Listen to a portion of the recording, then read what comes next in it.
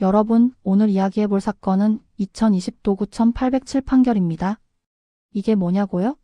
성매매 알선죄, 그러니까 쉽게 말해 성매매를 도와주는 행위로 걸린 사건인데 대법원까지 간 케이스예요.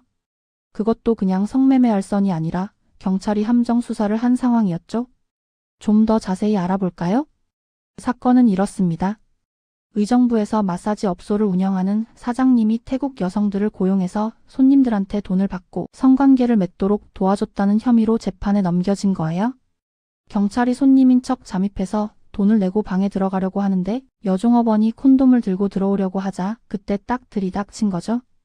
여기서 문제가 된 게 경찰이 영장 없이 업소 안을 막 촬영하고 콘돔을 막 압수하고 외국인 직원들을 경찰서로 막 데려가서 조사했다는 거예요.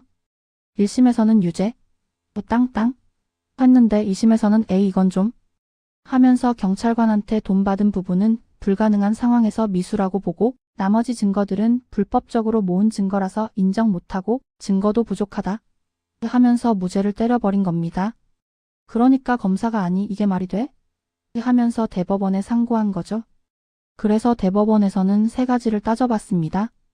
첫째, 경찰이 함정 수사를 한 건데 진짜 손님이 아니라 경찰한테 성매매를 알선한 것도 성매매 알선죄로 볼 수 있느냐? 둘째, 영장 없이 찍은 사진이나 외국인 직원들의 진술 같은 것들을 증거로 쓸 수 있느냐? 셋째, 사장님이 내가 그랬소라고 자백했는데 그 자백을 뒷받침할 만한 다른 증거들이 있느냐? 이거죠. 대법원은 이렇게 판단했습니다.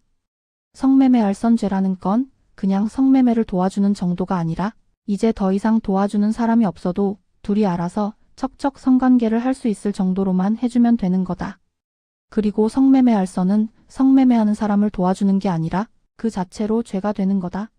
그러니까 경찰이 진짜 성매수할 마음이 없었어도 둘이 알아서 할 수 있는 상황을 만들어줬다면 성매매 알선죄로 볼 수 있다는 거죠. 그래서 2심이 불능미수라고 한 건 잘못됐다고 봤습니다. 하지만 영장 없이 막 찍은 사진 같은 건 증거로 인정할 수 없다고 봤어요. 경찰이 너무 막 나갔다는 거죠. 외국인 직원들 데려다가 조사한 것도 제대로 통역도 안 해주고 강압적으로 한 것 같으니까 그것도 증거로 칠 수 없다고 했습니다. 이 부분은 2심이 잘 판단했다고 본 거죠.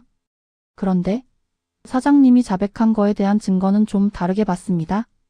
사장님이 내가 그랬소라고 했으면 그게 진짜인지 아닌지 확인할 만한 증거가 조금이라도 있으면 된다는 거예요. 사장님이 업소 임대해서 운영했다는 계약서나 함정 수사했던 경찰관의 증언 같은 것들이 불법적으로 모은 증거는 아니니까 사장님 자백을 뒷받침할 증거로 쓸 수 있다고 본 거죠.